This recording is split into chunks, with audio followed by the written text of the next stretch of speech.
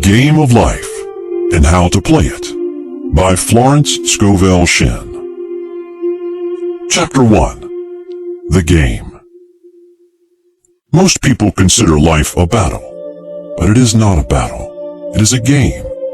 It is a game, however, which cannot be played successfully without the knowledge of spiritual law, and the Old and the New Testaments give the rules of the game with wonderful clearness.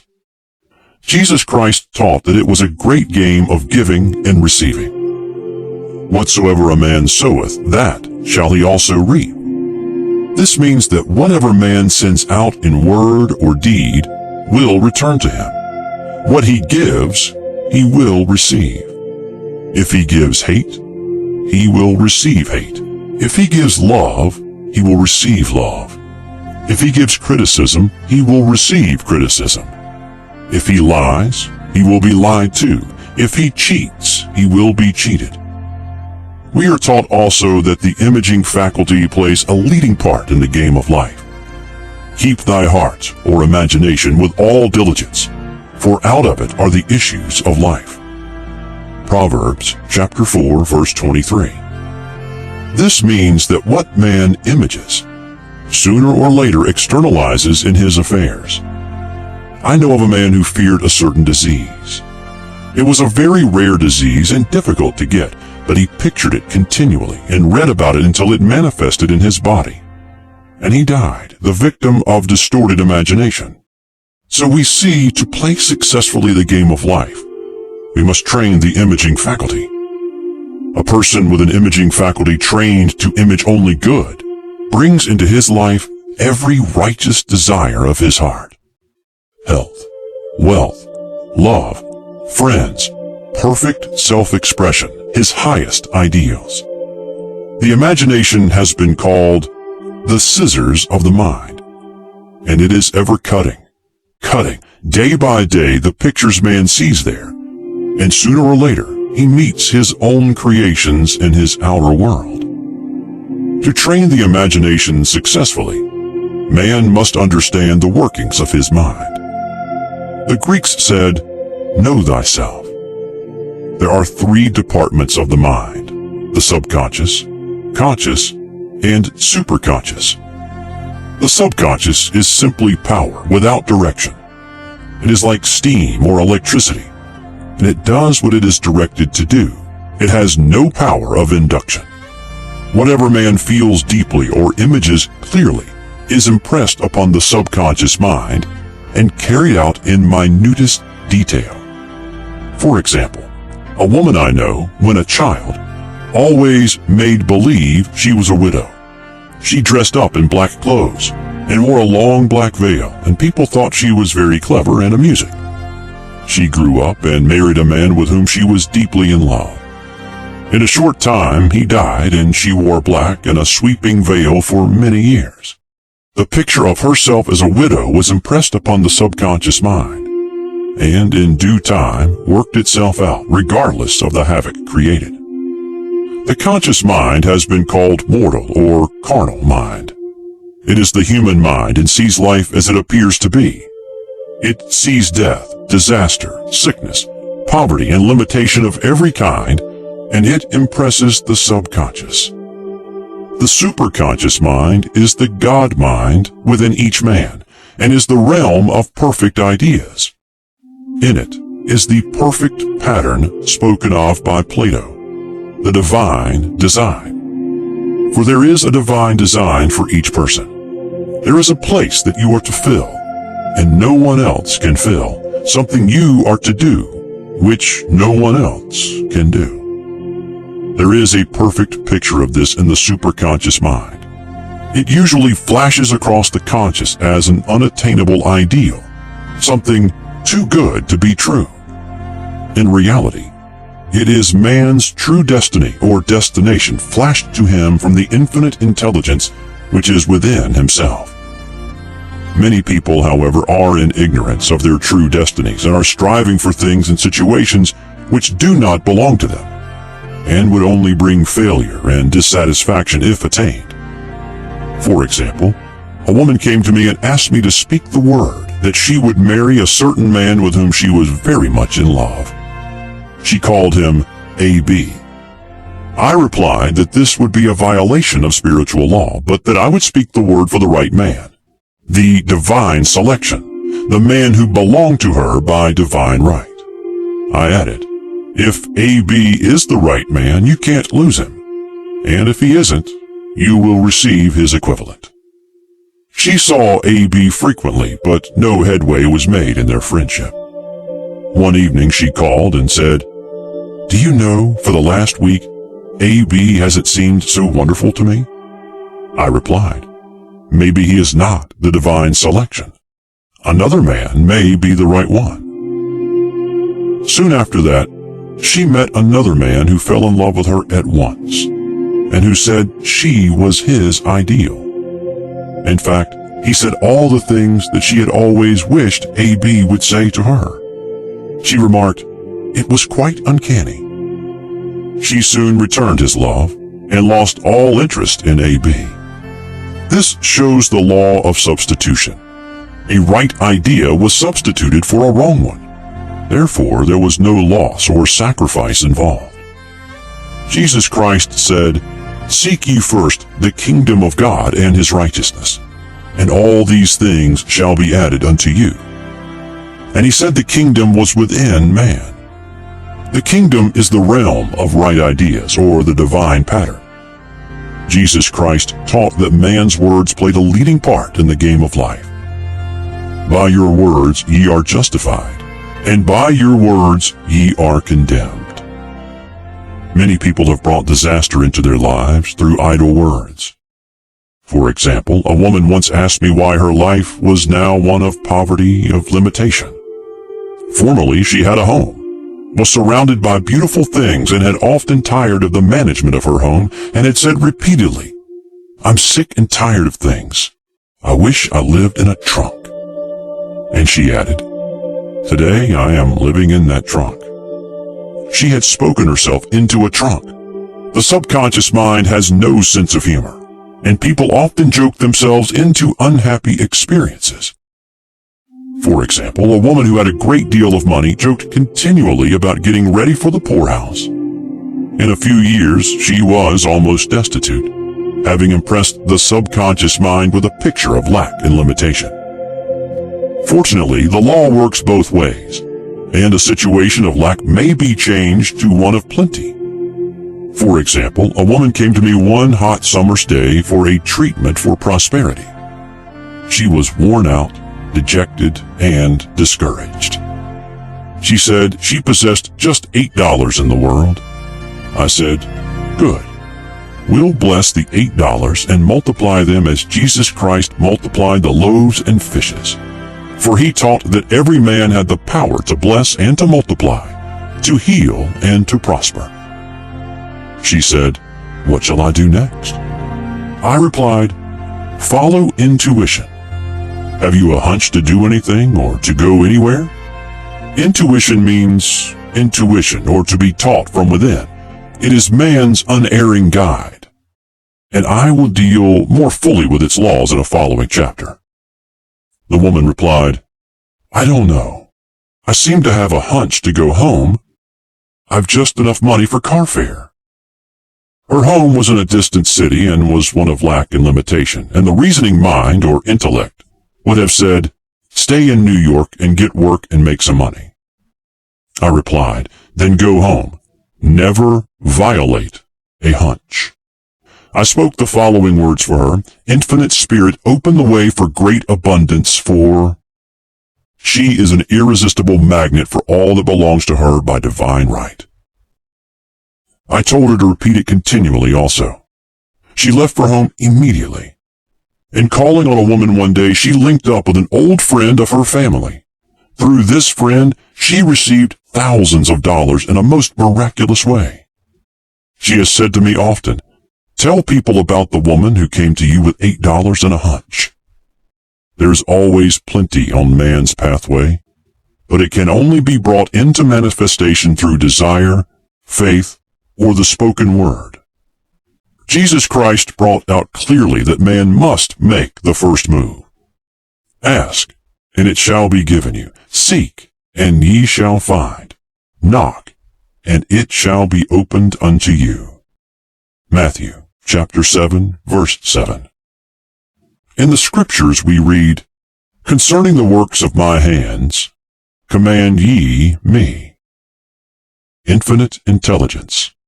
God is ever ready to carry out man's smallest or greatest demands. Every desire, uttered or unexpressed, is a demand. We are often startled by having a wish suddenly fulfilled. For example, one Easter, having seen many beautiful rose trees in the florist's windows, I wished I would receive one, and for an instant saw it mentally being carried in the door. Easter came, and with it a beautiful rose tree. I thanked my friend the following day and told her it was just what I had wanted. She replied, "I didn't send you a rose tree. I sent you lilies." The man had mixed the order and sent me a rose tree simply because I had started the law in action.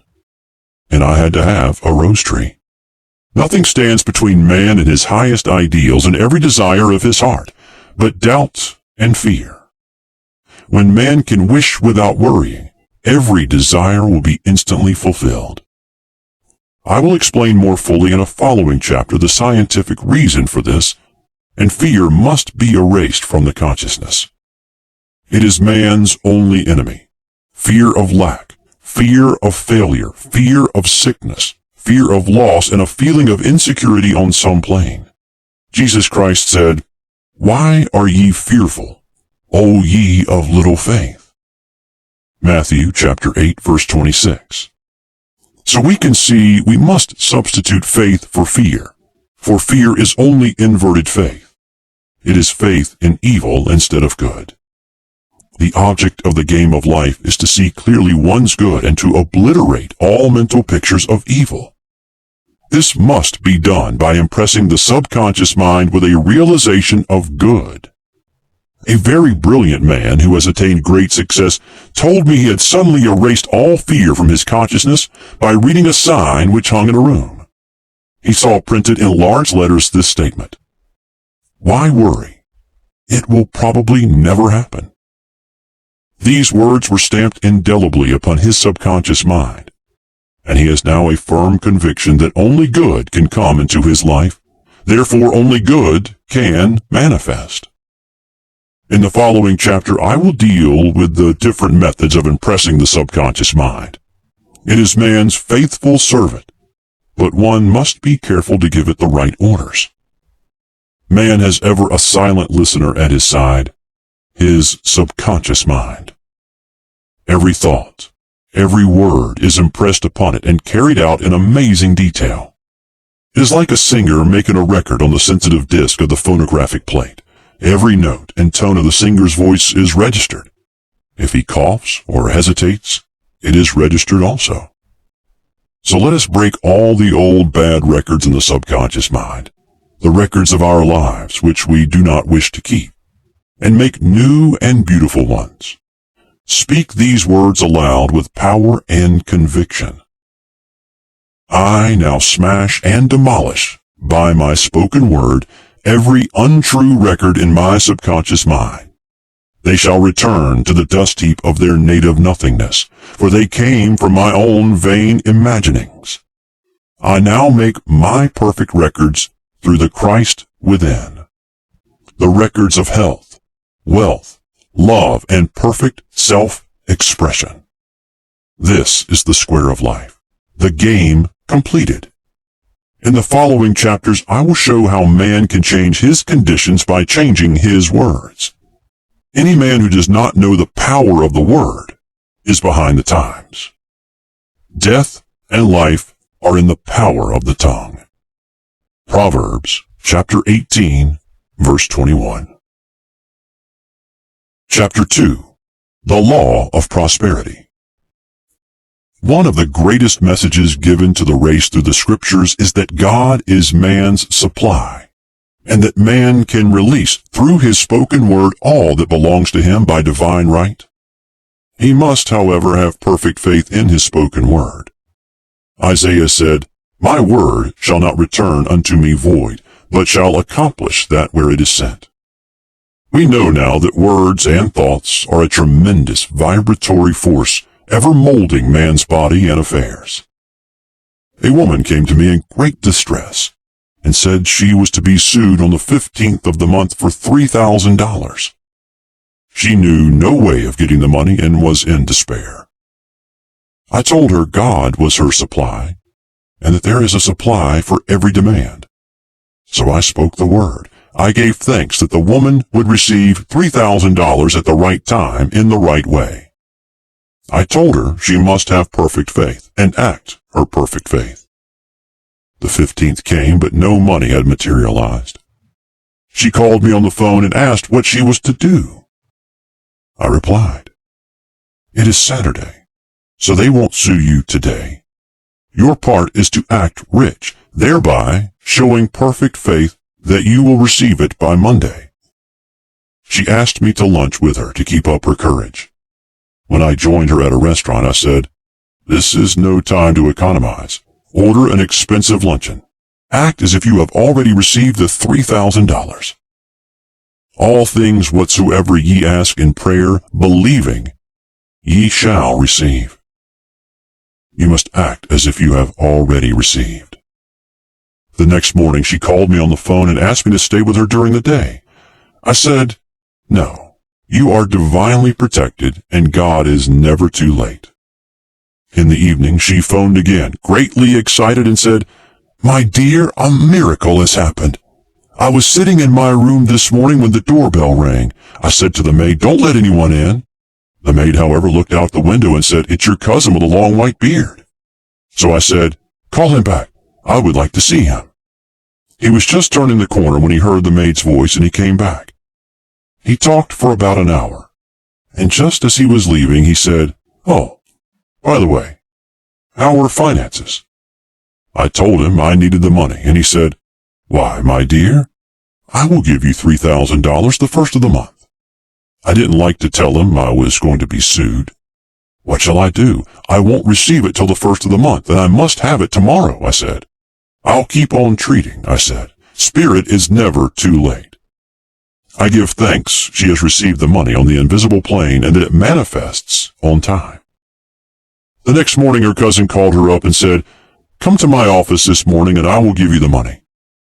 That afternoon she had $3,000 to her credit in the bank and wrote checks as rapidly as her excitement would permit. If one asks for success and prepares for failure, he will get the situation he is prepared for. For example, a man came to me asking me to speak the word that a certain debt would be wiped out. I found he spent his time planning what he would say to the man when he did not pay his bill, thereby neutralizing my words. He should have seen himself paying the debt.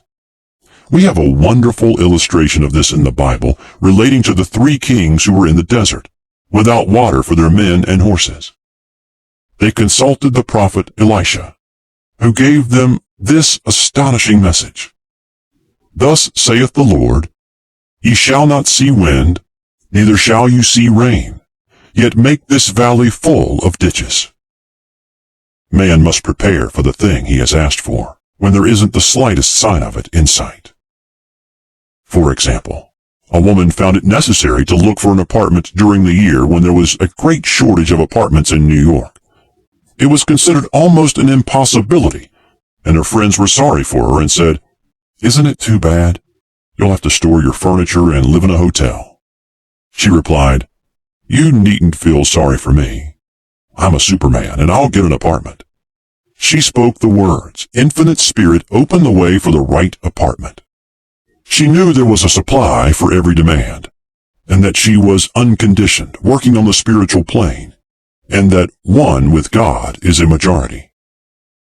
She had contemplated buying new blankets when the tempter, the adverse thought or reasoning mind, suggested, "Don't buy the blankets. Perhaps after all you won't get an apartment and you will have no use for them."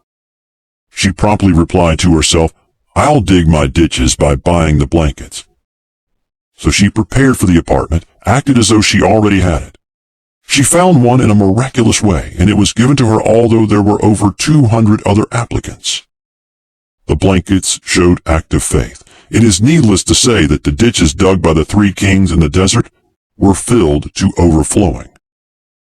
Read 2 Kings. Getting into the spiritual swing of things is no easy matter for the average person. The adverse thoughts of doubt and fear surge from the subconscious. They are the army of the aliens, which must be put to flight.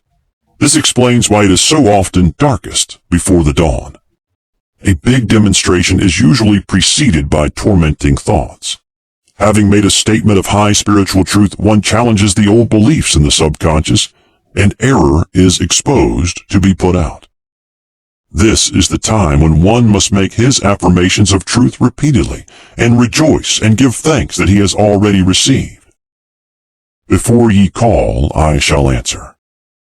This means that every good and perfect gift is already man's awaiting his recognition. Man can only receive what he sees himself receiving. The children of Israel were told that they could have all the land they could see. This is true of every man. He has only the land within his own mental vision.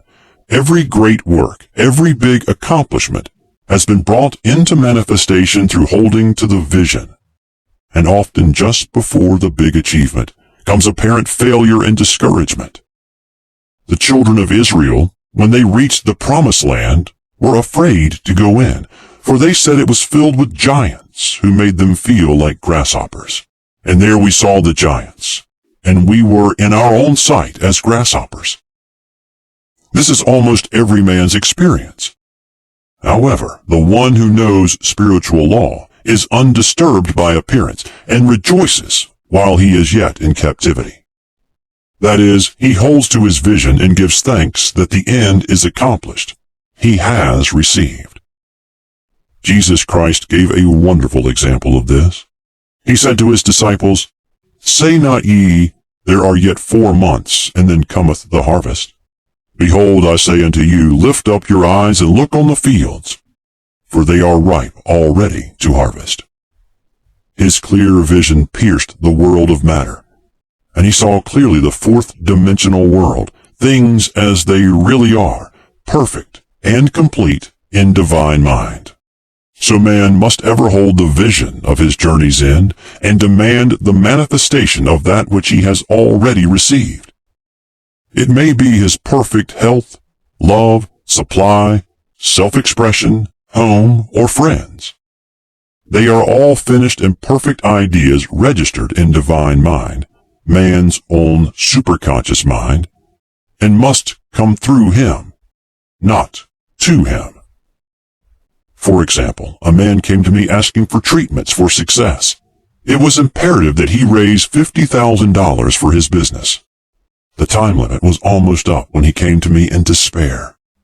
No one wanted to invest in his enterprise, and the bank had flatly refused a loan. I replied, I suppose you lost your temper while at the bank, therefore your power. You can control any situation if you first control yourself. Go back to the bank, I added, and I will treat. My treatment was, you are identified in love with the spirit of everyone connected with the bank. Let the divine idea come out of this situation. He replied, Woman, you are talking about an impossibility. Tomorrow is Saturday, the bank closes at 12, and my train won't get me there until 10, and the time limit is up tomorrow, and anyway they won't do it. It's too late. I replied, God doesn't need any time, and is never too late. With him, all things are possible. I added, I don't know anything about business, but I know all about God. He replied, It all sounds fine when I see her listening to you, but when I go out, it's terrible. He lived in a distant city, and I did not hear from him for a week. Then came a letter. It read, You were right. I raised the money and will never again doubt the truth of all that you told me. I saw him a few weeks later and I said, What happened? You evidently had plenty of time after all. He replied, My train was late and I got there just 15 minutes to 12. I walked into the bank quietly and said, I have come for the loan. And they gave it to me without a question. It was the last 15 minutes of the time allotted to him, and Infinite Spirit was not too late. In this instance, the man could never have demonstrated alone. He needed someone to help him hold to the vision. This is what one man can do for another. Jesus Christ knew the truth of this when he said, "If two of you shall agree on earth as touching anything that they shall ask, it shall be done for them of my Father which is in heaven." One gets too close to his own affairs and becomes doubtful and fearful. The friend or healer sees clearly the success, health, or prosperity and never wavers, because he is not close to the situation. It is much easier to demonstrate for someone else than for one's self. So a person should not hesitate to ask for help if he feels himself wavering. A keen observer of life once said, "No man can fail if some one person sees him successful." Such is the power of the vision, and many a great man owed his success to a wife or sister or a friend who believed in him and held without wavering to the perfect pattern. Chapter 3. The Power of the Word. A person knowing the power of the Word becomes very careful of his conversation. He has only to watch the reaction of his words to know that they do not return void. Through his spoken word, man is continually making laws for himself. I knew a man who said, "I always miss a car. It invariably pulls out just as I arrive." His daughter said, "I always catch a car. It's sure to come just as I get there." This occurred for years. Each one had made a separate law for himself, one of failure, one of success. This is the psychology of superstitions. The horseshoe or rabbit's foot contains no power, but man's spoken word and belief that it will bring good luck creates expectancy in the subconscious mind and attracts a lucky situation. I find, however, this will not work when man has advanced spiritually and knows a higher law. One cannot turn back and must put away graven images. For example, 2 men in my class had had great success in business for several months, when suddenly everything went to smash. We tried to analyze the situation, and I found instead of making their affirmations and looking to God for success and prosperity, they had each bought a lucky monkey. I said, "Oh, I see. You have been trusting in the lucky monkeys instead of God.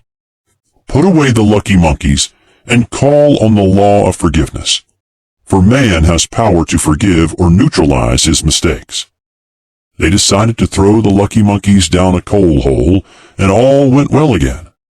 This does not mean, however, that one should throw away every lucky ornament or horseshoe about the house, but he must recognize that the power back of it is the one and only power, God, and that the object simply gives him a feeling of expectancy.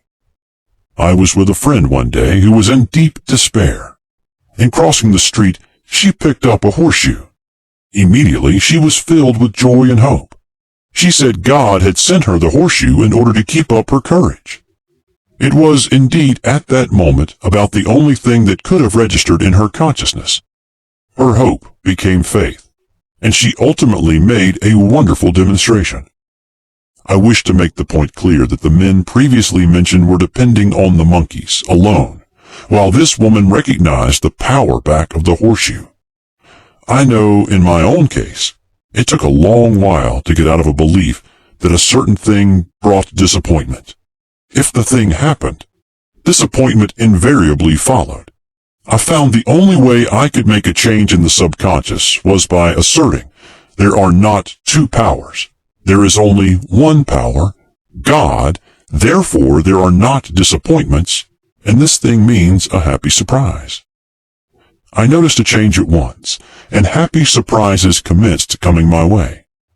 I have a friend who said nothing could induce her to walk under a ladder. I said, "If you are afraid, you are giving into a belief in 2 powers, good and evil, instead of one. As God is absolute, there can be no opposing power, unless man makes the false of evil for himself. To show you believe in only one power, God, and that there is no power or reality in evil, walk under the next ladder you see. Soon after, she went to her bank. She wished to open her box in the safety deposit vault, and there stood a ladder on her pathway. It was impossible to reach the box without passing under the ladder. She quailed with fear and turned back. She could not face the lion on her pathway. However, when she reached the street, my words rang in her ears, and she decided to return and walk under it. It was a big moment in her life, for ladders had held her in bondage for years. She retraced her steps to the vault, and the ladder was no longer there.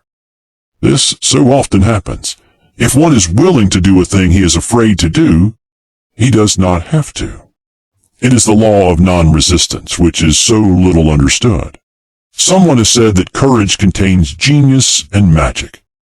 Face a situation fearlessly, and there is no situation to face. It falls away of its own weight. The explanation is that fear attracted the ladder on the woman's pathway, and fearlessness removed it. Thus, the invisible forces are ever working for man who is always pulling the strings himself, though he does not know it.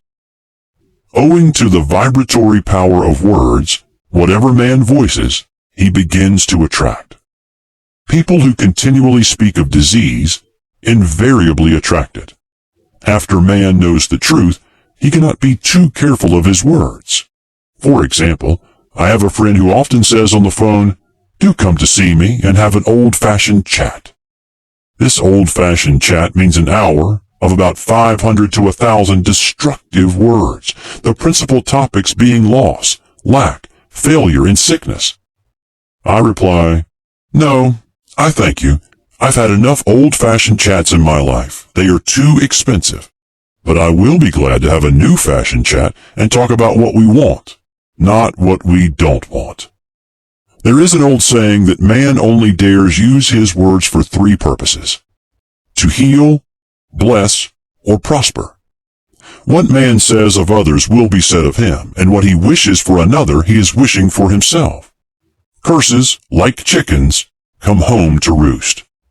If a man wishes someone bad luck, he is sure to attract bad luck himself. If he wishes to aid someone to success, he is wishing and aiding himself to success. The body may be renewed and transformed through the spoken word and clear vision, and disease be completely wiped out of the consciousness.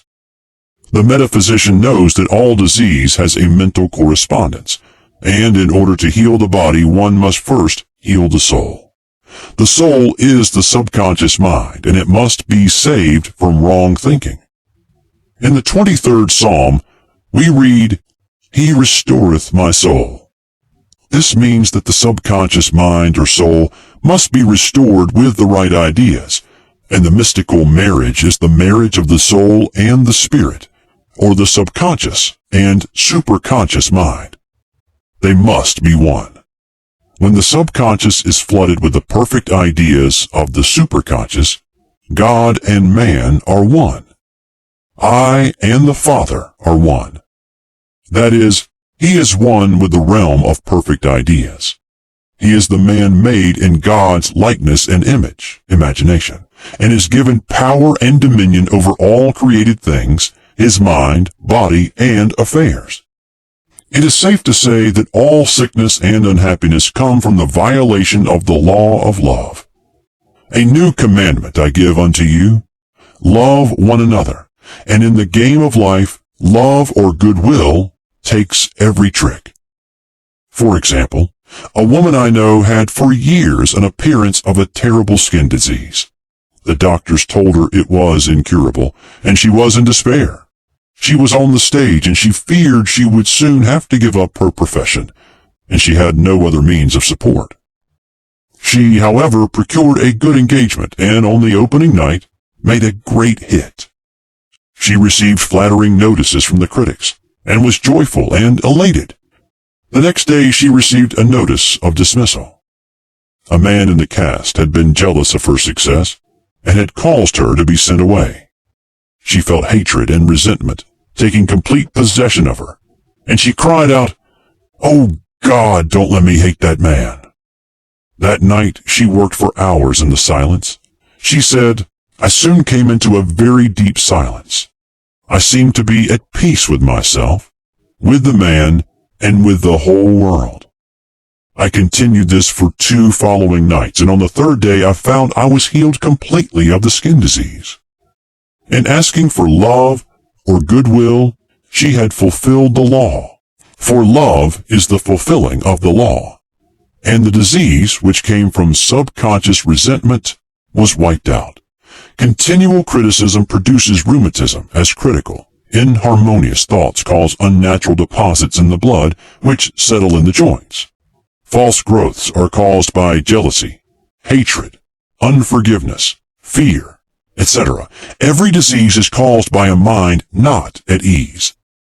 I said once in my class, there is no use asking anyone, what's the matter with you? We might just as well say, who's the matter with you? Unforgiveness is the most prolific cause of disease. It will harden arteries or liver and affect the eyesight. In its train are endless ills. I called on a woman one day who said she was ill from having eaten a poisoned oyster. I replied, oh no, the oyster was harmless. You poisoned the oyster. What's the matter with you? She answered, oh, about 19 people. She had quarreled with 19 people and had become so inharmonious that she attracted the wrong oyster. Any inharmony on the external indicates there is mental inharmony. As the within, so the without. Man's only enemies are within himself, and a man's foes shall be they of his own household. Personality is one of the last enemies to be overcome, as this planet is taking its initiation in love. It was Christ's message, peace on earth, goodwill towards man. The enlightened man, therefore, endeavors to perfect himself upon his neighbors. His work is with himself, to send out goodwill and blessings to every man, and the marvelous thing is that if one blesses a man, he has no power to harm him.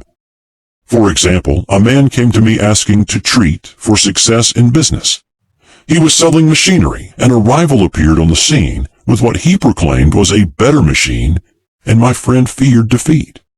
I said, first of all, we must wipe out all fear, and know that God protects your interest, and that the divine idea must come out of the situation. That is, the right machine will be sold by the right man to the right man. And I added, don't hold one critical thought towards that man. Bless him all day, and be willing not to sell your machine if it isn't the divine idea.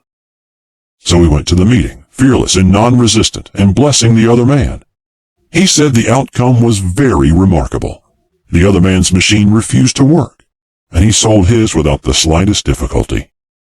But I say unto you, love your enemies, bless them that curse you, do good to them that hate you, and pray for them which spitefully use you and persecute you. Goodwill produces a great aura of protection about the one who sends it, and no weapon that is formed against him shall prosper. In other words, love and goodwill destroy the enemies with one's self. Therefore, one has no enemies on the external. There is peace on earth for him who sends goodwill to man. Chapter 4. The Law of Non-Resistance. Nothing on earth can resist an absolutely non-resistant person. The Chinese say that water is the most powerful element because it is perfectly non-resistant. It can wear away a rock and sweep all before it. Jesus Christ said, resist not evil. For he knew in reality there is no evil, therefore nothing to resist. Evil has come of man's vain imagination, or belief in two powers, good and evil. There is an old legend that Adam and Eve ate of Maya, the tree of illusion, and saw two powers instead of one power, God. Therefore, evil is a false law man has made for himself through psychoma or soul sleep.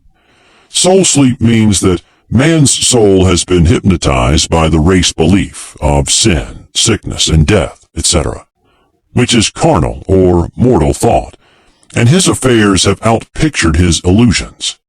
We have read in a preceding chapter that man's soul is his subconscious mind, and whatever he feels deeply, good or bad, is outpictured by that faithful servant. His body and affairs show forth what he has been picturing. The sick man has pictured sickness, the poor man poverty, the rich man wealth. People often say, why does a little child attract illness when it is too young even to know what it means? I answer that children are sensitive and receptive to the thoughts of others about them, and often outpicture the fears of their parents. I heard a metaphysician once say, if you do not run your subconscious mind yourself, someone else will run it for you.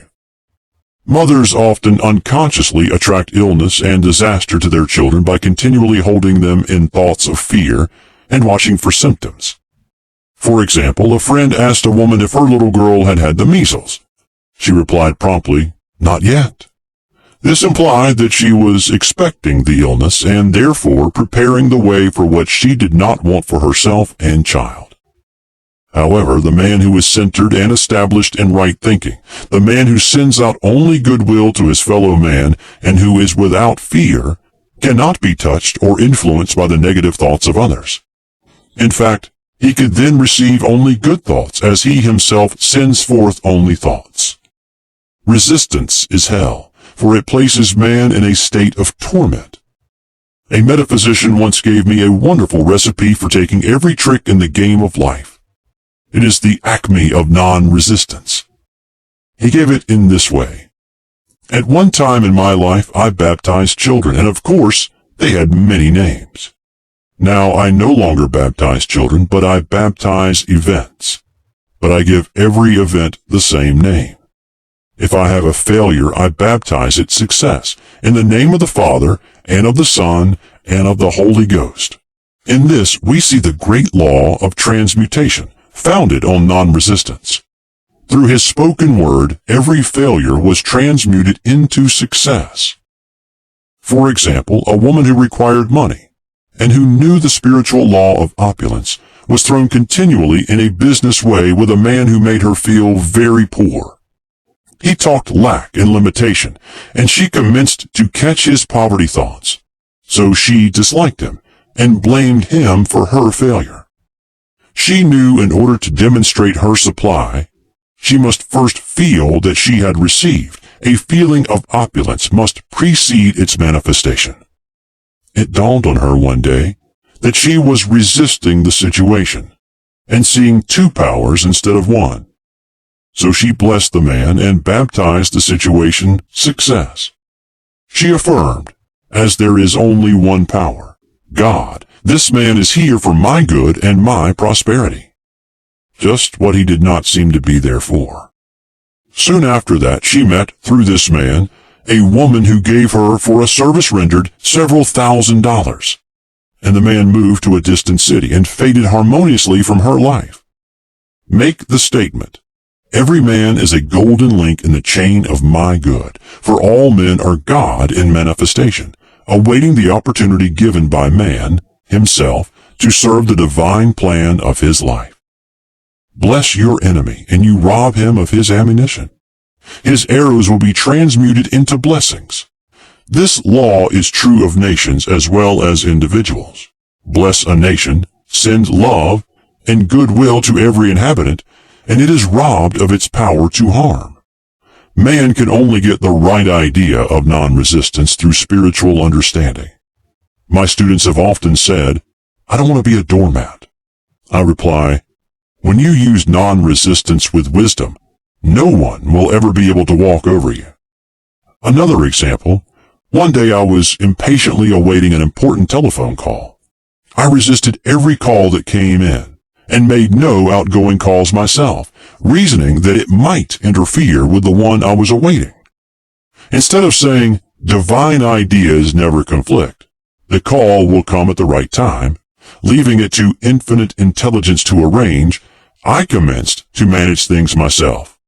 I made the battle mine, not God's, and remained tense and anxious. The bell did not ring for about an hour, and I glanced at the phone and found the receiver had been off that length of time, and the phone was disconnected. My anxiety, fear, and belief in interference had brought on a total eclipse of the telephone. Realizing what I had done, I commenced blessing the situation at once. I baptized it success, and affirmed I cannot lose any call that belongs to me by divine right. I am under grace and not under law. A friend rushed out to the nearest telephone to notify the company to reconnect. She entered a crowded grocery, but the proprietor left his customers and attended to the call himself. My phone was connected at once, and 2 minutes later, I received a very important call, and about an hour afterward, the one I had been awaiting. One's ships come in over a calm sea. So long as man resists a situation, he will have it with him. If he runs away from it, it will run after him. For example, I repeated this to a woman one day, and she replied, "How true that is.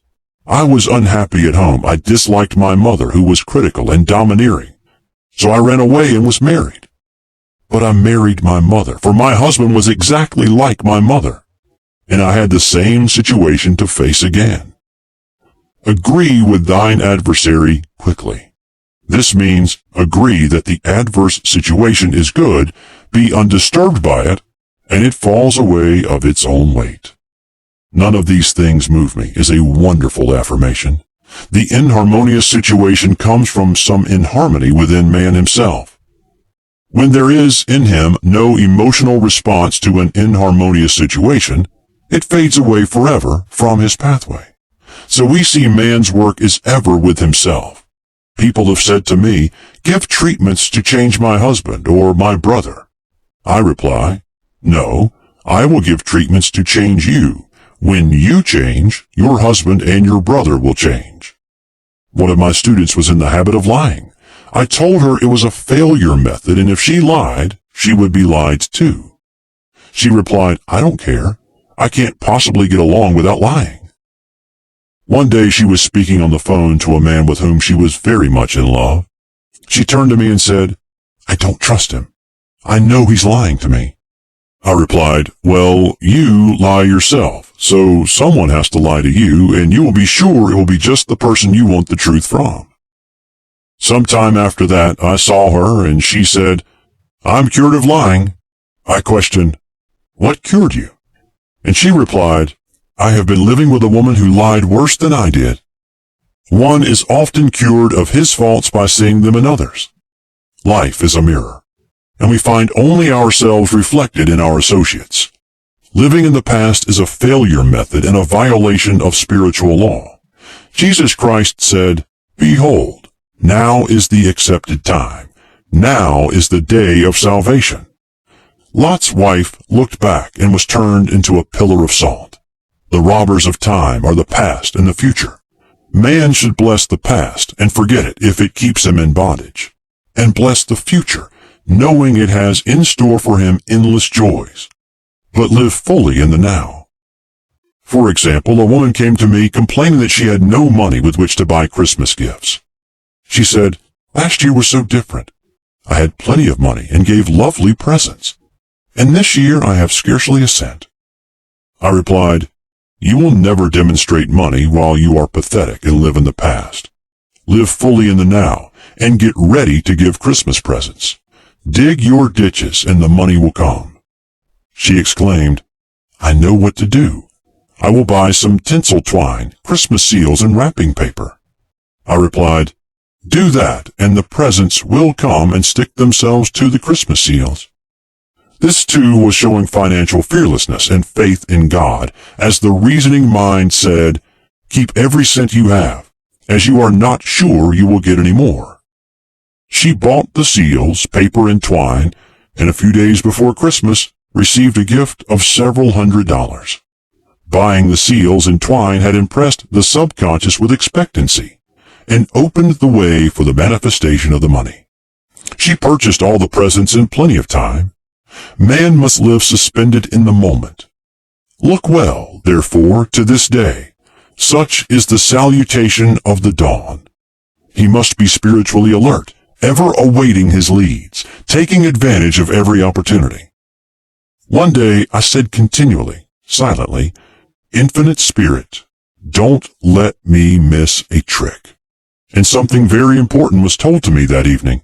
It is most necessary to begin the day with right words. Make an affirmation immediately upon waking. For example, "Thy will be done this day. Today is a day of completion.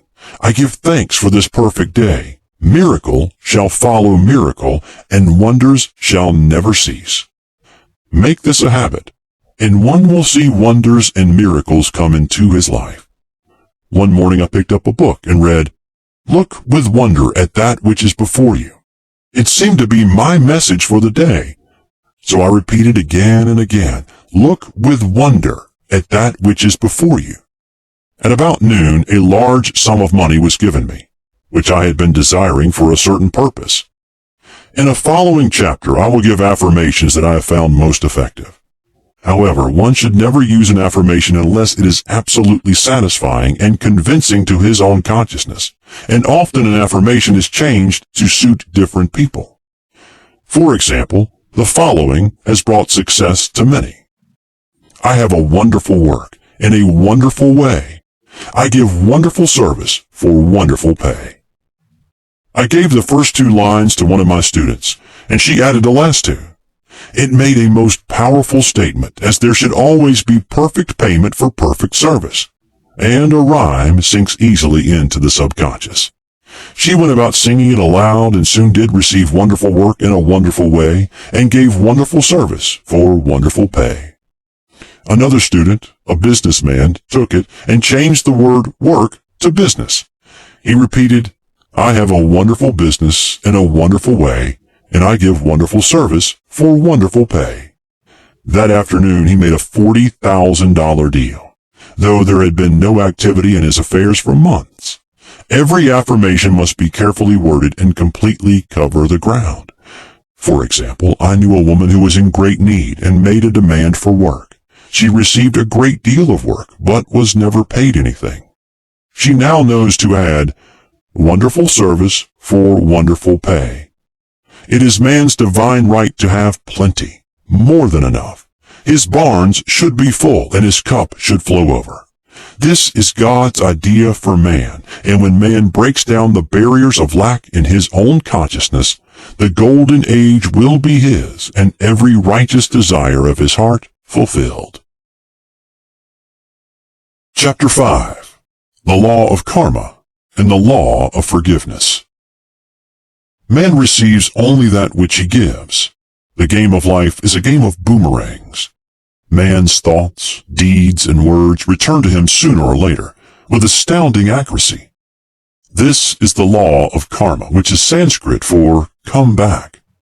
Whatsoever a man soweth, that shall he also reap. For example, a friend told me this story of herself illustrating the law. She said, "I make all my karma on my aunt. Whatever I say to her, someone says to me." I am often irritable at home, and one day said to my aunt, who was talking to me during dinner, "No more talk. I wish to eat in peace." The following day I was lunching with a woman with whom I wished to make a great impression. I was talking animatedly when she said, "No more talk. I wish to eat in peace." My friend is high in consciousness, so her karma returns much more quickly than to one on the mental plane. The more man knows, the more he is responsible for, and a person with a knowledge of spiritual law which he does not practice suffers greatly in consequence.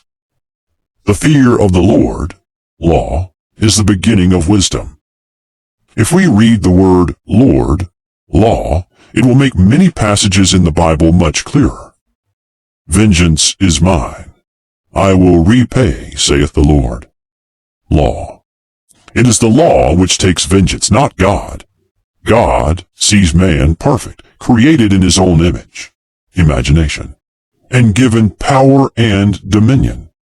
This is the perfect idea of man, registered in divine mind, awaiting man's recognition, for man can only be what he sees himself to be, and only attain what he sees himself attaining.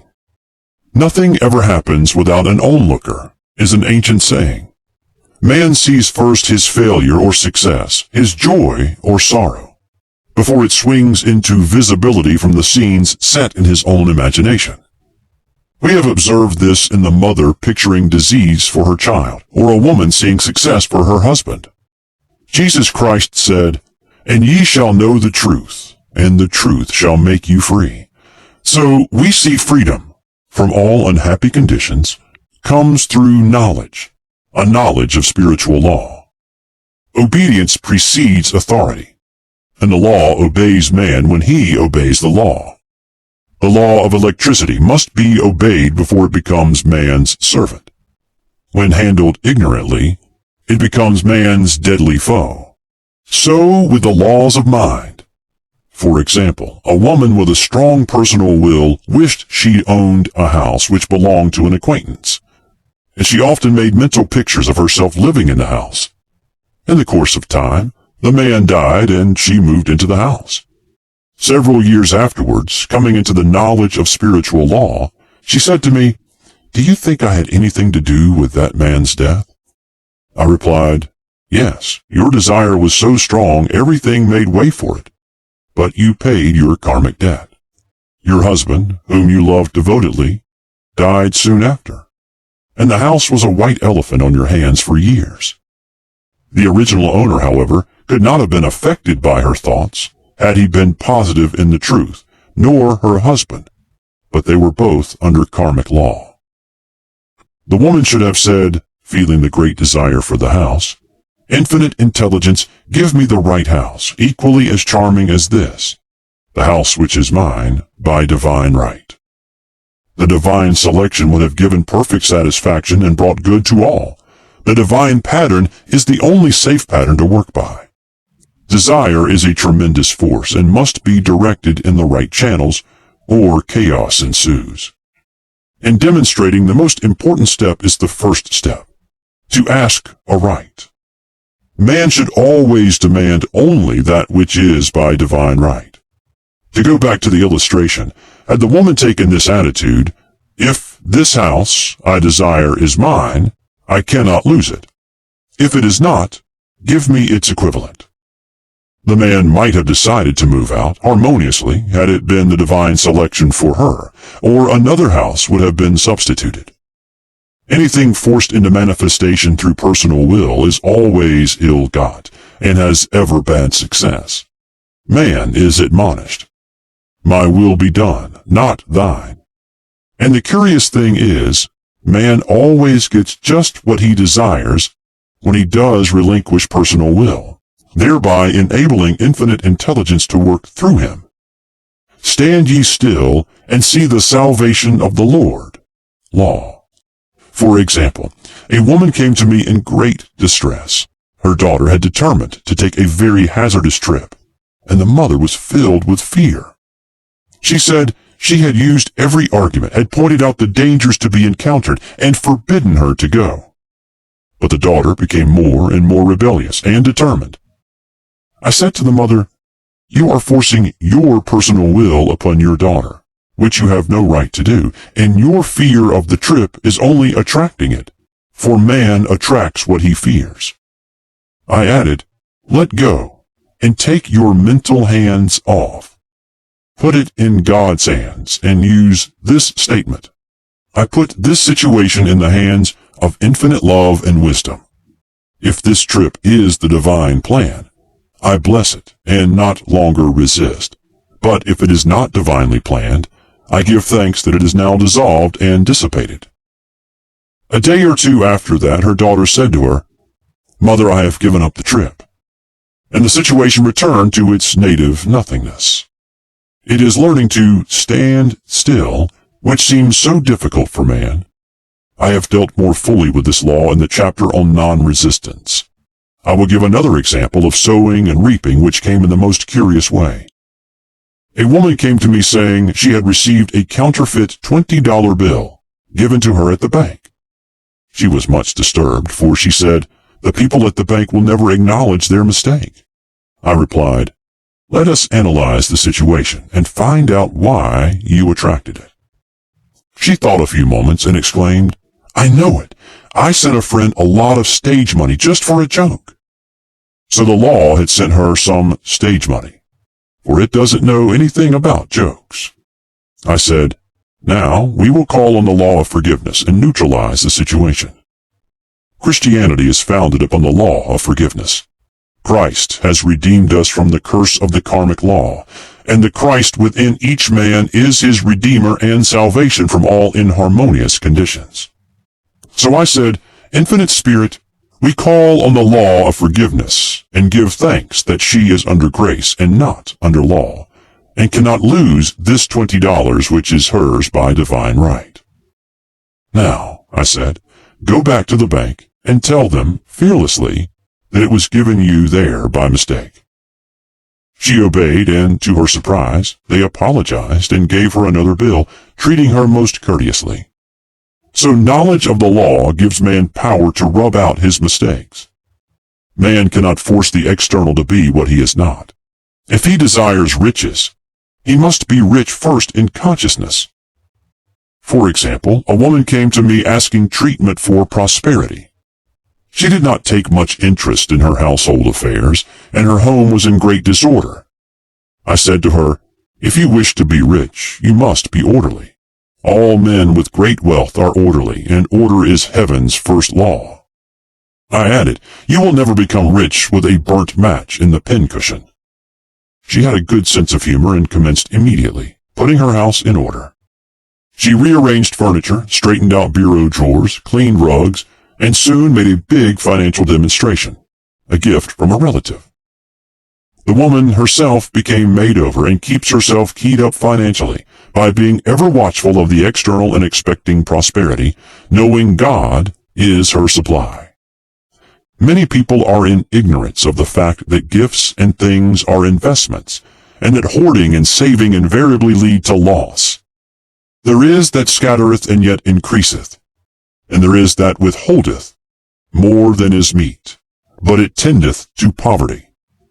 For example, I knew a man who wanted to buy a fur-lined overcoat. He and his wife went to various shops, but there was none he wanted.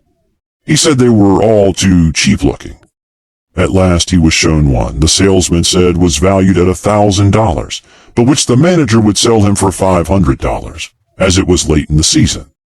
His financial possessions amounted to about $700. The reasoning mind would have said you can't afford to spend nearly all you have on a coat. But he was very intuitive and never reasoned. He turned to his wife and said, if I get this coat, I'll make a ton of money. So his wife consented, weakly. About a month later, he received a $10,000 commission. The coat made him feel so rich, it linked him with success and prosperity. Without the coat, he would not have received the commission. It was an investment paying large dividends.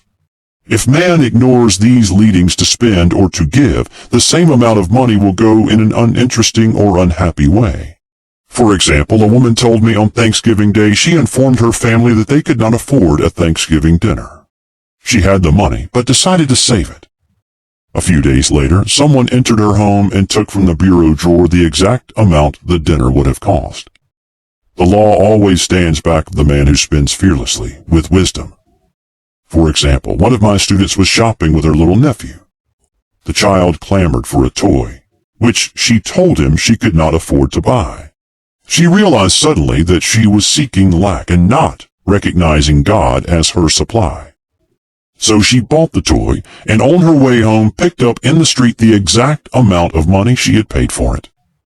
Man's supply is inexhaustible and unfailing when fully trusted, but faith or trust must precede the demonstration. According to your faith, be it unto you. Faith is the substance of things hoped for, the evidence of things not seen, for faith holds the vision steady, and the adverse pictures are dissolved and dissipated, and in due season we shall reap, if we faint not. Jesus Christ brought the good news, the gospel, that there was a higher law than the law of karma, and that law transcends the law of karma. It is the law of grace, or forgiveness. It is the law which frees man from the law of cause and effect, the law of consequence. Under grace and not under law.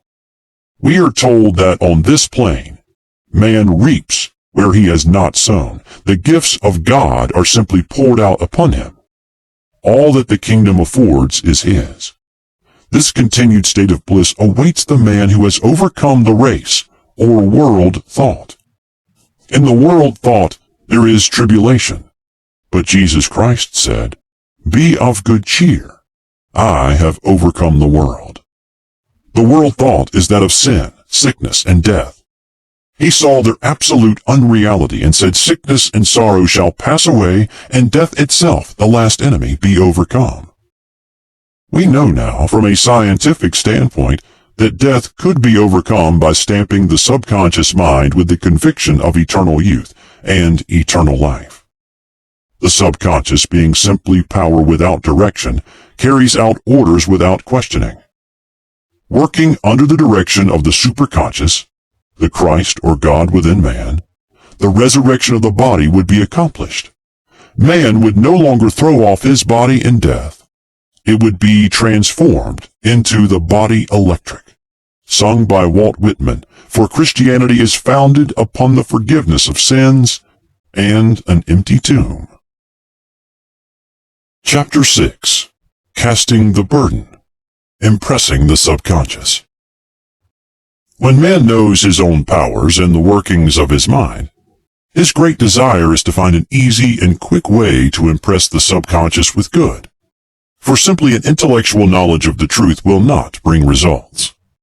In my own case, I found the easiest way is in casting the burden.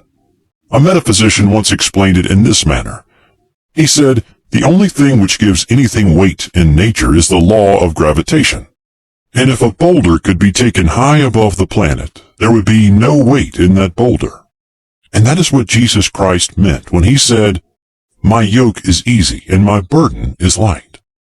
He had overcome the world vibration and functioned in the fourth dimensional realm, where there is only perfection, completion, life, and joy.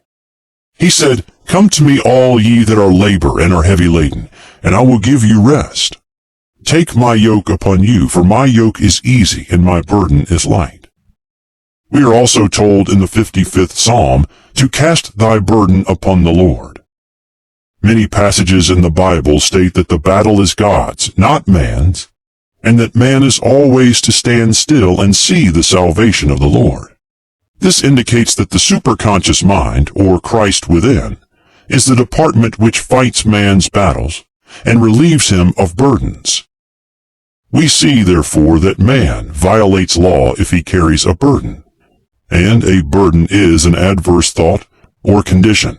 And this thought or condition has its root in the subconscious. It seems almost impossible to make any headway directing the subconscious from the conscious, or reasoning mind. As the reasoning mind, the intellect, is limited in its conceptions, and filled with doubts and fears. How scientific it then is to cast the burden upon the superconscious mind, or Christ within, where it is made light, or dissolved into its native nothingness. For example, a woman in urgent need of money made light upon the Christ within, the superconscious, with the statement, "I cast this burden of lack on the Christ within, and I go free to have plenty." The belief in lack was her burden, as she cast it upon the superconscious with its belief of plenty. An avalanche of supply was the result. We read, "The Christ in you, the hope of glory." Another example, one of my students had been given a new piano, and there was no room in her studio for it until she had moved out the old one. She was in a state of perplexity. She wanted to keep the old piano, but knew of no place to send it. She became desperate, as the new piano was to be sent immediately. In fact, was on its way with no place to put it. She said it came to her to repeat, "I cast this burden on the Christ within, and I go free." A few moments later, her phone rang, and a woman friend asked if she might rent her old piano, and it was moved out, a few minutes before the new one arrived. I knew a woman whose burden was resentment.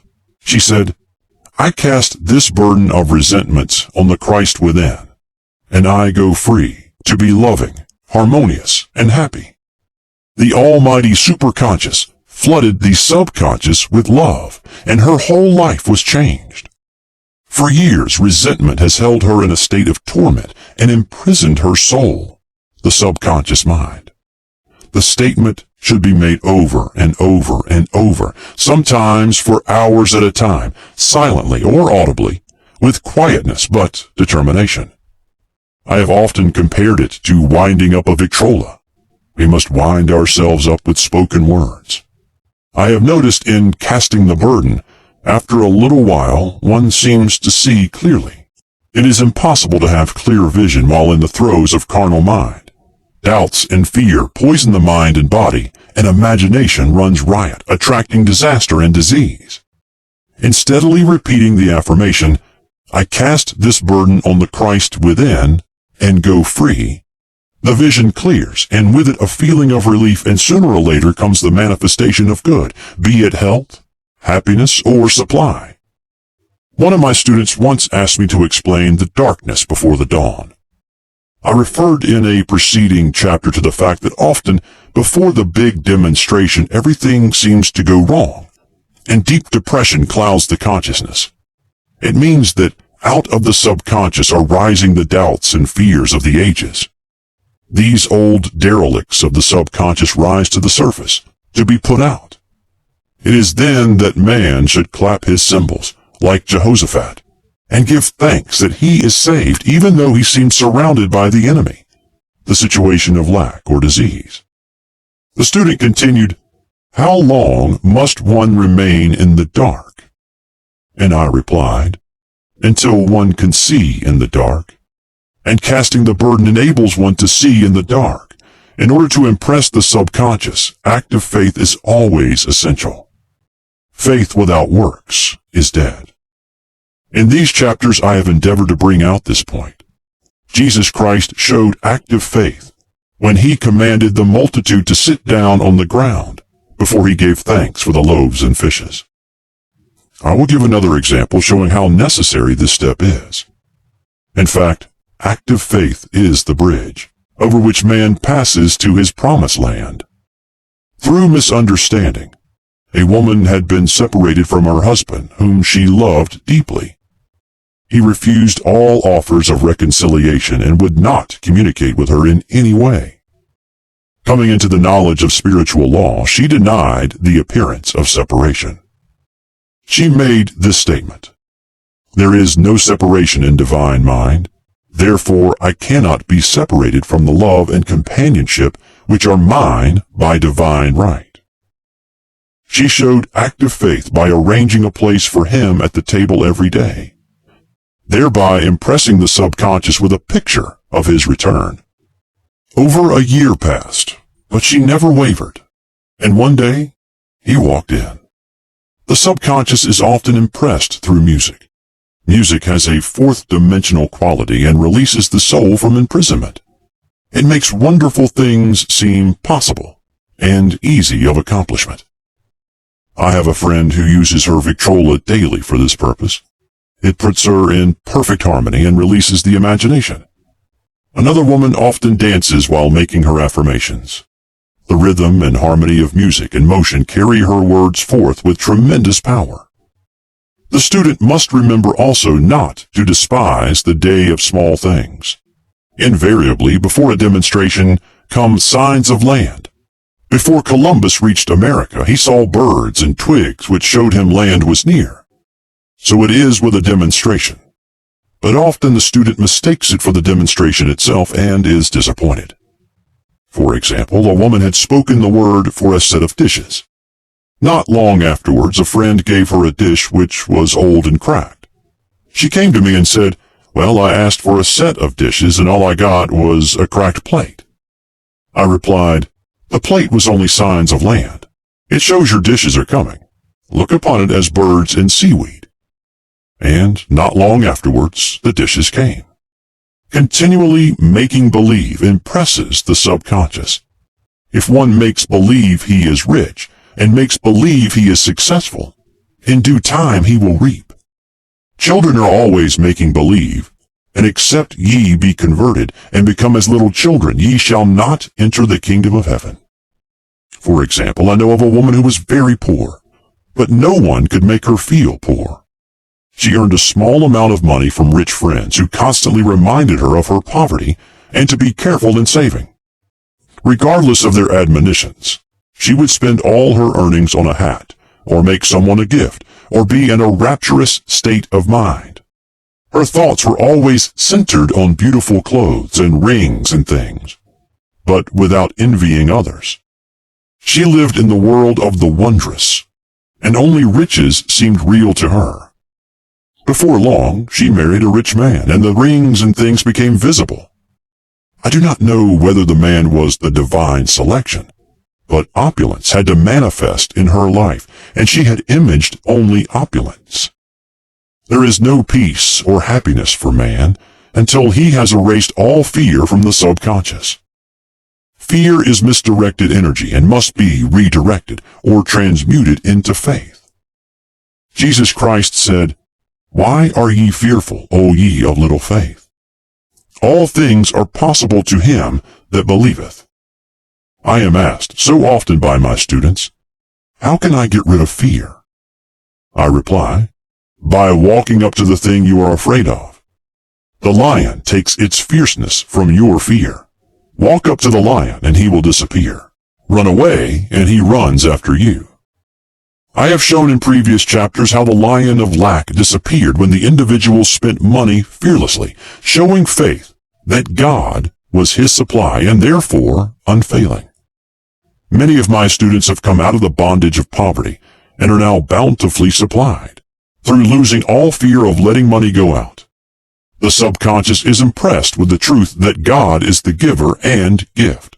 Therefore, as one is one with the giver, he is one with the gift. A splendid statement is, I now thank God the giver for God the gift.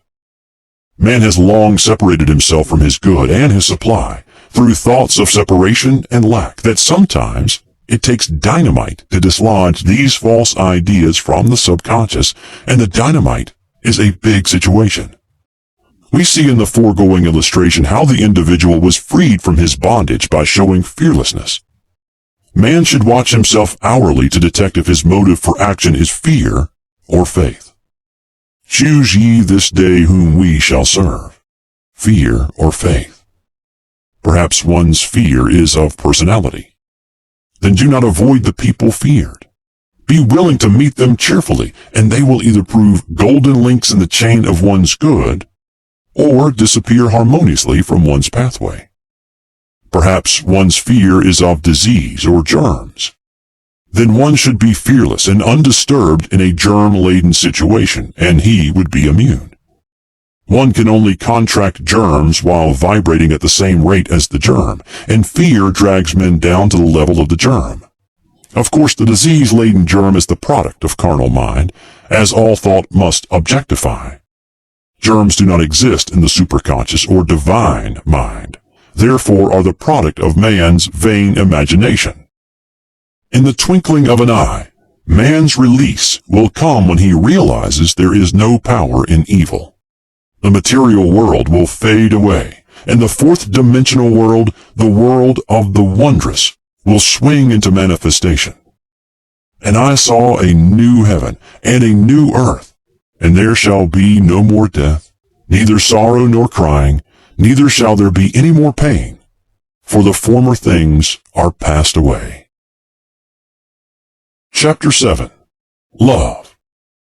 Every man on this planet is taking his initiation in love. A new commandment I give unto you, that ye love one another.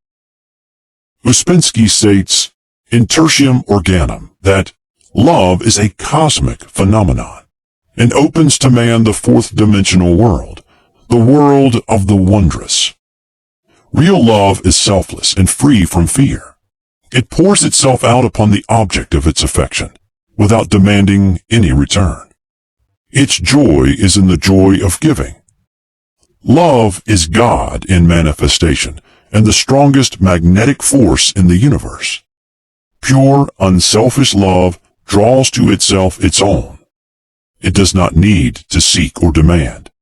Scarcely anyone has the faintest conception of real love. Man is selfish, tyrannical, or fearful in his affections, thereby losing the thing he loves. Jealousy is the worst enemy of love, for the imagination runs riot, seeing the loved one attracted to another, and invariably these fears objectify if they are not neutralized. For example, a woman came to me in deep distress. The man she loved had left her for other women, and said he never intended to marry her. She was torn with jealousy and resentment, and said she hoped he would suffer as he had made her suffer, and added, "How could he leave me when I loved him so much?" I replied, "You are not loving that man, you are hating him," and added, "You can never receive what you have never given. Give a perfect love, and you will receive a perfect love. Perfect yourself on this man. Give him a perfect, unselfish love, demanding nothing in return. Do not criticize or condemn, and bless him wherever he is." She replied, "No, I won't bless him unless I know where he is." "Well," I said, "that is not real love. When you send out real love will return to you, either from this man or his equivalent. For if this man is not the divine selection, you will not want him. As you are one with God, you are one with the love which belongs to you by divine right." Several months passed and matters remained about the same, but she was working conscientiously with herself. I said, "When you are no longer disturbed by his cruelty, he will cease to be cruel, as you are attracting it through your own emotions." Then I told her of a brotherhood in India, who never said good morning to each other. They used these words, "I salute the divinity in you." They saluted the divinity in every man and the wild animals in the jungle, and they were never harmed, for they saw only God in every living thing. I said, "Salute the divinity in this man, and say, I see your divine self only. I see you as God sees you, perfect, made in his image and likeness." She found she was becoming more poised and gradually losing her resentment. He was a captain, and she always called him the Cap. One day she said, suddenly, "God bless the Cap wherever he is." I replied, "Now that is real love, and when you have become a complete circle and are no longer disturbed by the situation, you will have his love or attract its equivalent."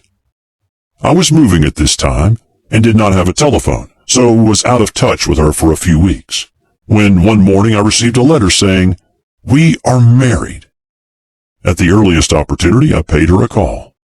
My first words were, "What happened?" "Oh," she exclaimed, "a miracle. One day I woke up and all suffering had ceased. I saw him that evening and he asked me to marry him. We were married in about a week, and I have never seen a more devoted man." There is an old saying, "No man is your enemy. No man is your friend. Every man is your teacher." So one should become impersonal and learn what each man has to teach him, and soon he would learn his lessons and be free. The woman's lover was teaching her selfless love, which every man, sooner or later, must learn. Suffering is not necessary for man's development. It is the result of violation of spiritual law, but few people seem able to rouse themselves from their soul sleep without it. When people are happy, they usually become selfish, and automatically the law of karma is set in action. Man often suffers loss through lack of appreciation. I knew a woman who had a very nice husband, but she often said, "I don't care anything about being married. But that is nothing against my husband. I'm simply not interested in married life." She had other interests and scarcely remembered she had a husband. She only thought of him when she saw him. One day her husband told her he was in love with another woman and left. She came to me in distress and resentment. I replied, "It is exactly what you spoke the word for. You said you didn't care anything about being married, so the subconscious worked to get you unmarried." She said, "Oh yes, I see. People get what they want, and then feel very much hurt." She soon became in perfect harmony with the situation, and knew they were both much happier apart. When a woman becomes indifferent or critical and ceases to be an inspiration to her husband, He misses the stimulus of her early relationship and is restless and unhappy. A man came to me dejected, miserable, and poor. His wife was interested in the science of numbers and had had him read. It seems the report was not very favorable, for he said, "My wife says I'll never amount to anything because I'm a 2. I replied, "I don't care what your number is. You're a perfect idea and divine mind, and we will demand the success and prosperity which are already planned for you by that infinite intelligence." Within a few weeks, he had a very fine position, and a year or two later he achieved a brilliant success as a writer. No man is a success in business unless he loves his work. The picture the artist paints for love of his art is his greatest work. The potboiler is always something to live down. No man can attract money if he despises it. Many people are kept in poverty by saying, "Money means nothing to me, and I have a contempt for people who have it." This is the reason so many artists are poor. Their contempt for money separates them from it. I remember hearing one artist say of another, "He's no good as an artist. He has money in the bank." This attitude of mind, of course, separates man from his supply. He must be in harmony with a thing in order to attract it. Money is God in manifestation, as freedom from want and limitation. But it must be always kept in circulation and put to right uses. Hoarding and saving react with grim vengeance. This does not mean that man should not have houses and lots, stocks and bonds, for the barns of the righteous man shall be full. It means man should not hoard even the principal if an occasion arises when money is necessary. In letting it go out fearlessly and cheerfully, he opens the way for more to come in, for God is man's unfailing and inexhaustible supply. This is the spiritual attitude towards money, and the great bank of the universal never fails. We see an example of hoarding in the film production of Greed. The woman won $5,000 in a lottery, but would not spend it. She hoarded and saved, let her husband suffer and starve, and eventually she scrubbed floors for a living. She loved the money itself and put it above everything, and one night she was murdered and the money taken from her. This is an example of where love of money is the root of all evil. Money in itself is good and beneficial, but used for destructive purposes, hoarded and saved, or considered more important than love, brings disease and disaster, and the loss of the money itself. Follow the path of love, and all things are added, for God is love, and God is supply. Follow the path of selfishness and greed, and the supply vanishes, and man is separated from it. For example, I knew the case of a very rich woman who hoarded her income. She rarely gave anything away, but bought things for herself. She was very fond of necklaces, and a friend once asked her how many she possessed. She replied, 67. She bought them and put them away, carefully wrapped in tissue paper. Had she used the necklaces, it would have been quite legitimate, but she was violating the law of use.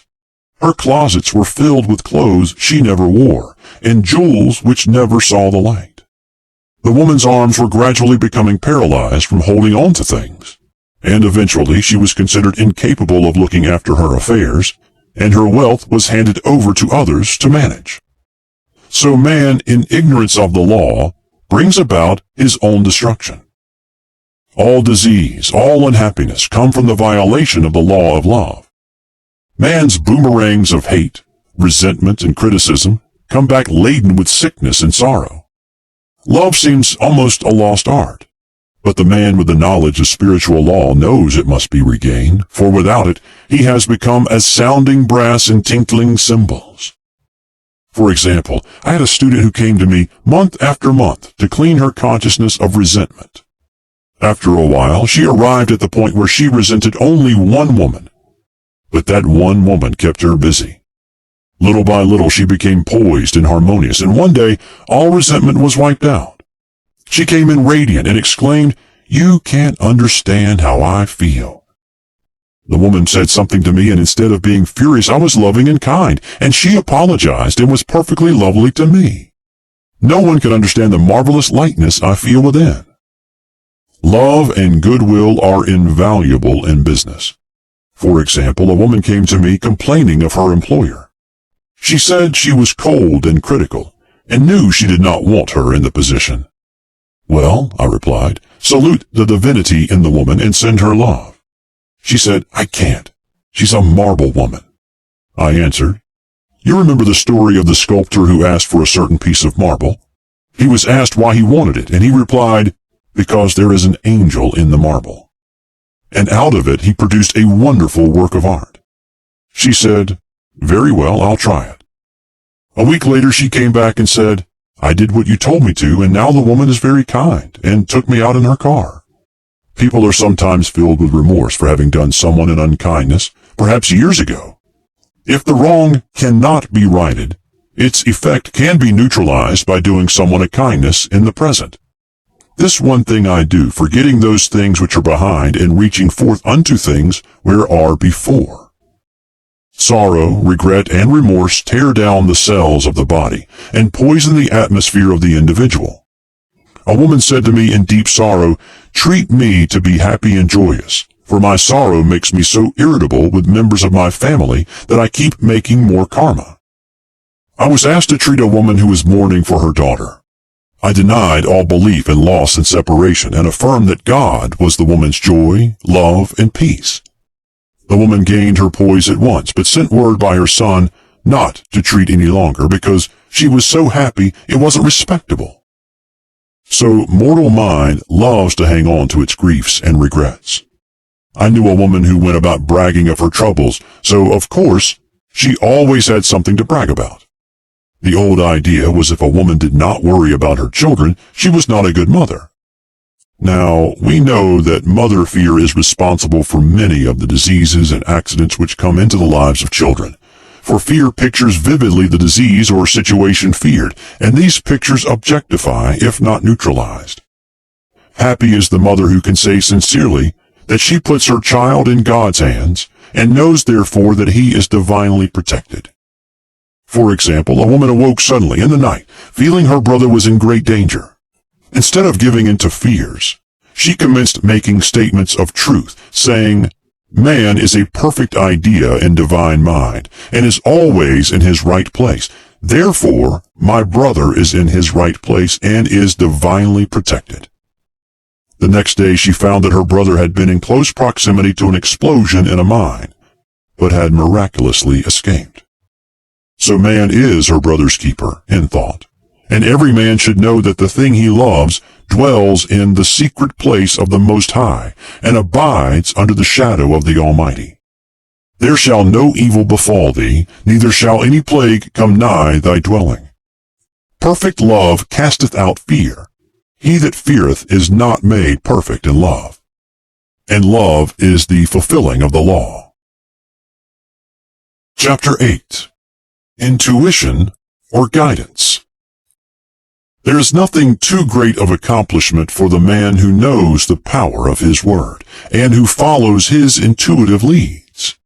By the word, he starts in action unseen forces and can rebuild his body or remold his affairs. It is therefore of the utmost importance to choose the right words, and the student carefully selects the affirmation he wishes to catapult into the invisible. He knows that God is his supply, that there is a supply for every demand, and that his spoken word releases the supply. Ask, and ye shall receive. Man must make the first move. Draw nigh to God, and he will draw nigh to you. I have often been asked just how to make a demonstration. I reply, speak the word, and then do not do anything until you get a definite lead. Demand the lead, saying, Infinite Spirit, reveal to me the way. Let me know if there is anything for me to do. The answer will come through intuition or hunch, a chance remark from someone, or a passage in a book. The answers are sometimes quite startling in their exactness. For example, a woman desired a large sum of money. She spoke the words, Infinite Spirit, open the way for my immediate supply. Let all that is mine by divine right now reach me in great avalanches of abundance. Then she added, give me a definite lead. Let me know if there is anything for me to do. The thought came quickly. Give a certain friend, who had helped her spiritually, $100. She told her friend, who said, wait and get another lead before giving it. So she waited, and that day met a woman who said to her, I gave someone $1 today. It was just as much for me as it would be for you to give someone 100. This was indeed an unmistakable lead, so she knew she was right in giving the $100. It was a gift which proved a great investment, for shortly after that, a large sum of money came to her in a remarkable way. Giving opens the way for receiving. In order to create activity in finances, one should give. Tithing, or giving 1/10 of one's income, is an old Jewish custom, and is sure to bring increase. Many of the richest men in this country have been tithers, and I have never known it to fail as an investment. The 10th part goes forth and returns blessed and multiplied. But the gift, or tithe, must be given with love and cheerfulness, for God loveth a cheerful giver. Bills should be paid cheerfully. All money should be sent forth fearlessly and with a blessing. This attitude of mind makes man master of money. It is his to obey, and his spoken word then opens vast reservoirs of wealth. Man himself limits his supply by his limited vision. Sometimes the student has a great realization of wealth, but is afraid to act. The vision and action must go hand in hand, as in the case of the man who bought the fur-lined overcoat. A woman came to me asking me to speak the word for a position. So I demanded, Infinite Spirit, open the way for this woman's right position. Never ask for just a position. Ask for the right position. The place already planned in divine mind, as it is the only one that will give satisfaction. I then gave thanks that she had already received, and that it would manifest quickly. Very soon she had 3 positions offered her, 2 in New York and 1 in Palm Beach, and she did not know which to choose. I said, ask for a definite lead. The time was almost up, and was still undecided, when one day she telephoned. When I woke up this morning, I could smell Palm Beach. She had been there before and knew its balmy fragrance. I replied, well, if you can smell Palm Beach from here, it is certainly your lead. She accepted the position, and it proved a great success. Often one's lead comes at an unexpected time. One day I was walking down the street when I suddenly felt a strong urge to go to a certain bakery, a block or 2 away. The reasoning mind resisted, arguing, there is nothing there that you want. However, I had learned not to reason, so I went to the bakery, looked at everything, and there was certainly nothing there that I wanted. But coming out, I encountered a woman I had thought of often, and who was in great need of the help which I could give her. So often, one goes for one thing and finds another. Intuition is a spiritual faculty, and does not explain, but simply points the way. A person often receives a lead during a treatment. The idea that comes may seem quite irrelevant, but some of God's leadings are mysterious. In the class one day, I was treating that each individual would receive a definite lead. A woman came to me afterwards and said, while you were treating, I got the hunch to take my furniture out of storage and get an apartment. The woman had come to be treated for health.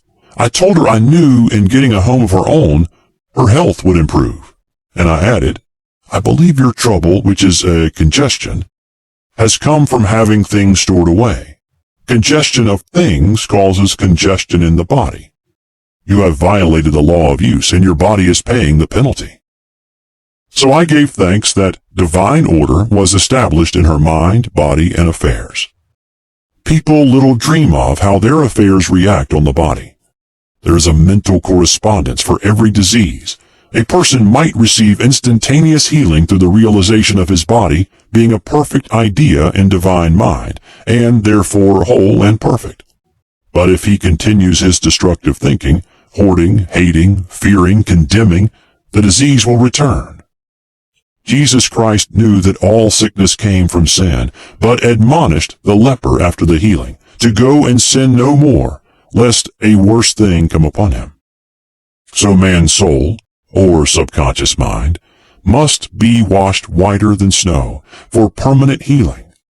And the metaphysician is always delving deep for the correspondence. Jesus Christ said, "Condemn not, lest ye also be condemned. Judge not, lest ye be judged." Many people have attracted disease and unhappiness through condemnation of others. What man condemns in others, he attracts to himself. For example, a friend came to me in anger and distress because her husband had deserted her for another woman. She condemned the other woman and said continually she knew he was a married man and had no right to accept his attentions. I replied, "Stop condemning the woman.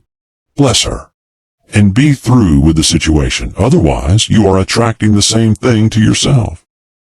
She was deaf to my words, and a year or two later became deeply interested in a married man herself. Man picks up a live wire whenever he criticizes or condemns, and may expect a shock. Indecision is a stumbling block in many a pathway. In order to overcome it, make the statement repeatedly. I am always under direct inspiration. I make right decisions quickly. These words impress the subconscious, and soon one finds himself awake and alert, making his right moves without hesitation. I have found it destructive to look to the psychic plane for guidance, as it is the plane of many minds and not the one mind. As man opens his mind to subjectivity, he becomes a target for destructive forces. The psychic plane is the result of man's mortal thought, and is on the plane of opposites. He may receive either good or bad messages. The science of numbers and the reading of horoscopes keep man down on the mental or mortal plane, for they deal only with the karmic path. I know of a man who should have been dead years ago, according to his horoscope, but he is alive and a leader of one of the biggest movements in this country for the uplift of humanity. It takes a very strong mind to neutralize a prophecy of evil. The student should declare, "Every false prophecy shall come to naught. Every plan my Father in heaven has not planned shall be dissolved and dissipated. The divine idea now comes to pass." However, if any good message has ever been given one of coming happiness or wealth, harbor and expect it, and it will manifest sooner or later through the law of expectancy. Man's will should be used to back the universal will. I will that the will of God be done. It is God's will to give every man every righteous desire of his heart, and man's will should be used to hold the perfect vision without wavering. The prodigal son said, "I will arise and go to my father." It is indeed often an effort of the will to leave the husks and swine of mortal thinking. It is so much easier for the average person to have fear than faith. So faith is an effort of the will. As man becomes spiritually awakened, he recognizes that any external inharmony is the correspondence of mental inharmony. If he stumbles or falls, he may know he is stumbling or falling in consciousness. One day, a student was walking along the street condemning someone in her thoughts. She was saying mentally, "That woman is the most disagreeable woman on earth," when suddenly 3 Boy Scouts rushed around the corner and almost knocked her over. She did not condemn the Boy Scouts, but immediately called on the law of forgiveness and saluted the divinity in the woman. Wisdom's way are ways of pleasantness, and all her paths are peace. When one has made his demands upon the universal, he must be ready for surprises. Everything may seem to be going wrong, when in reality, it is going right. For example, a woman was told that there was no loss in divine mind, therefore, she could not lose anything which belonged to her. Anything lost would be returned, or she would receive its equivalent. Several years previously, she had lost $2,000. She had loaned the money to a relative during her lifetime, but the relative had died, leaving no mention of it in her will. The woman was resentful and angry, and as she had no written statement of the transaction, she never received the money, so she determined to deny the loss and collect the $2,000 from the Bank of the Universal. She had to begin by forgiving the woman, as resentment and unforgiveness closed the doors of this wonderful bank. She made this statement: "I deny loss. There is no loss in divine mind. Therefore I cannot lose the $2,000 which belong to me by divine right. As one door shuts, another door opens." She was living in an apartment house which was for sale, and in the lease was a clause stating that if the house was sold, the tenants would be required to move out within 90 days. Suddenly, the landlord broke the leases and raised the rent. Again, injustice was on her pathway, but this time she was undisturbed. She blessed the landlord and said, "As the rent has been raised, it means that I'll be that much richer, for God is my supply." New leases were made out for the advanced rent, but by some divine mistake, the 90 days clause had been forgotten. Soon after, the landlord had an opportunity to sell the house. On account of the mistake in the new leases, the tenants held possession for another year. The agent offered each tenant $200 if he would vacate. Several families moved. 3 remained, including the woman. A month or 2 passed, and the agent again appeared. This time he said to the woman, "Will you break your lease for the sum of $1,500? It flashed upon her, "Here comes the $2,000. She remembered having said to friends in the house, "We will all act together if anything more is said about leaving." So her lead was to consult her friends. These friends said, "Well, if they have offered you $1,500, they will certainly give $2,000. So she received a check for $2,000 for giving up the apartment. It was certainly a remarkable working of the law, and the apparent injustice was merely opening the way for her demonstration. It proved that there is no loss, and when man takes his spiritual stand, he collects all that is his from this great reservoir of good. "I will restore to you the years the locusts have eaten." These adverse thoughts alone rob man. For no man gives to himself but himself, and no man takes away from himself but himself. Man is here to prove God and to bear witness to the truth, and he can only prove God by bringing plenty out of lack, and justice out of justice.